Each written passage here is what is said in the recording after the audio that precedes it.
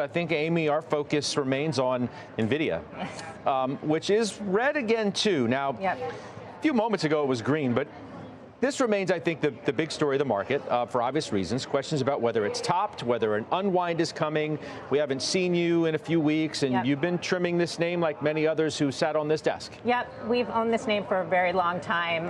When a stock doubles and it's a relatively big position in 3 months, I think it's prudent to trim. So we trimmed lower than where it is right now, but that's okay. We still own the stock. You know, it has a perfect setup right now. It has buyers with a lot of cash flow, concentrated positions, too little capacity, too much demand. So we think there's nothing to stop it in the near term, but from a long-term perspective, we think it's prudent to take profits. Jimmy, bulls are still out, though. Cantor today, price target to 1,200 from 900. So as the stock has elevated, the chase has continued on the street, and you keep getting price targets go up, up, and away. I'm wondering how you view the stock, whether you think, you know, that was a moment when it was $100 higher on Friday and then it had that big reversal, whether more of an unwind is coming, and we need to pay attention to this stock perhaps more than any other in the market. Well, unfortunately, I do think we need to pay attention to this stock more than any other in the market, but I think there are other stocks to pay attention to. Now, having answered your question, I will say that at some point, Nvidia is going to roll over and correct, but not something worse than that. You know, the bears are going to point out the multiple, and I think it's around 35 times forward earnings. Are going to say, wow, that's really expensive for a chip stock. This is a chip stock that's growing its earnings something like 50% year over year. Folks, at some point that will come to a stop. It's just not going to stop anytime soon. At some point, you'll get the double and triple ordering that leads to inventory gluts, but there's no indication of that right now. So if there is a correction, 5-10%, I do expect the dip buyers to come in on Nvidia. You know, having said that, if you've owned Nvidia, and Amy just talked about, you know, trimming it because you've owned it for a while. I mean, I've owned it for 8 months. It's up 100% in that 8 months. It's incredible. At some point, you do have to trim these. I've got other stocks in the space. Look, I'm at 14% in the chip space, not because I'm some hero, but because the chip space overall has just rocketed.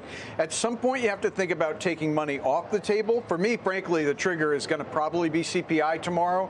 We think it's coming in a little hot, but, you know, as long as it's in line with expectations, this trade continues. If it's too hot, then maybe that's the time to take off some money from this chip trade. Weiss, I'm wondering who else is in danger of any kind of rollover from the chip trade that's been just absolutely on fire, not just the SMH, which is reflective of the trade itself, but, you know, since November 1st, Supermicro's up 350%. 350%. Yep. You got ARM and AMD are up more than 100%.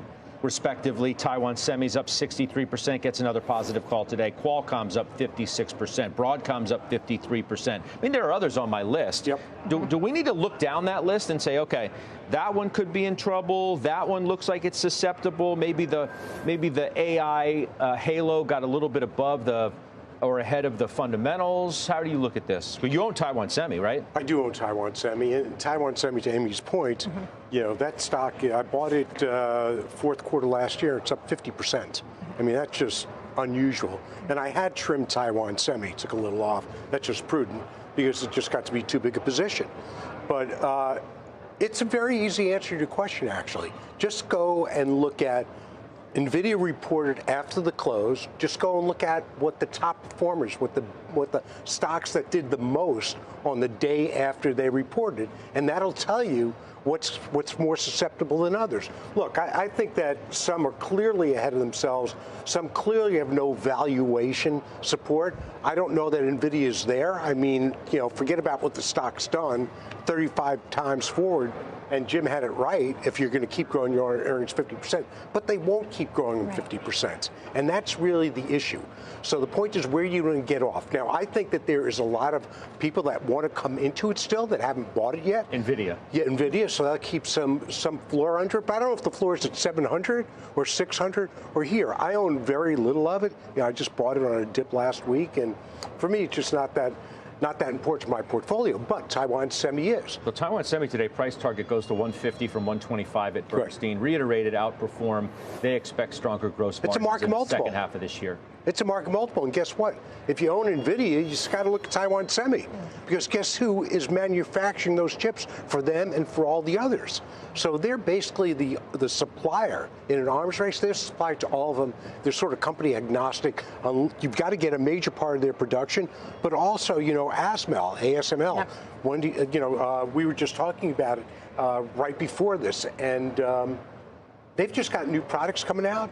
They will be arming Meta and Microsoft and Intel, as I mentioned last week.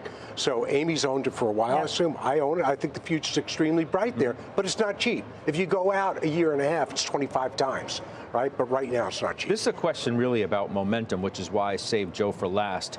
Your whole investing strategy professionally is around momentum, obviously. So if you look at, whether we're in early stages, early innings, if you will, of a momentum rollover, where you're going to have money going into the laggards. I mean, Meta, Amazon, Salesforce, Broadcom, Uber, Microsoft, they're all lower. Apple, Tesla, Alphabet are all higher. That's telltale sign of a rotation from momentum into laggards.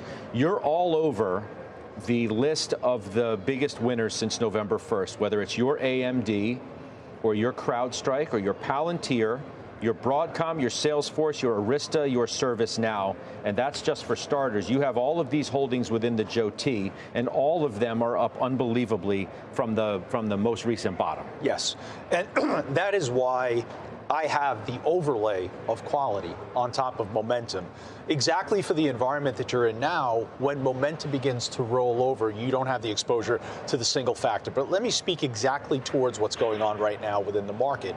The concern that I have is this is going to be the next several weeks going into the Federal Reserve meeting, one of the more dangerous periods of 2024 for investors, because they're going to be attempting to make decisions based on the price performance of the past.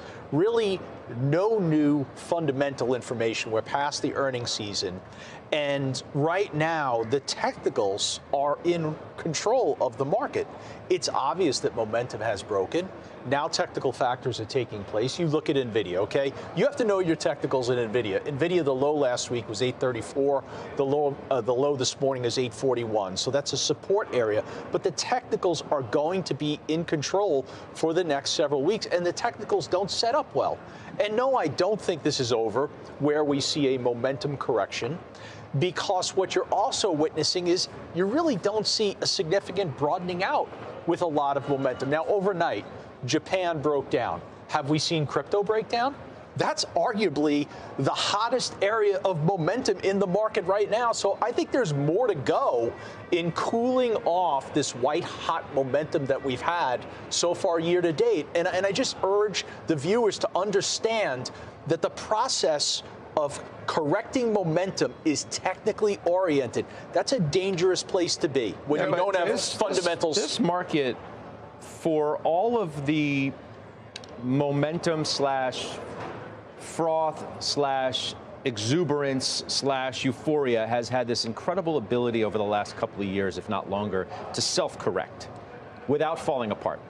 You could go, SPACs corrected, NFTs corrected, all this other nonsense self-corrected. So maybe you got these momentum names ahead of themselves.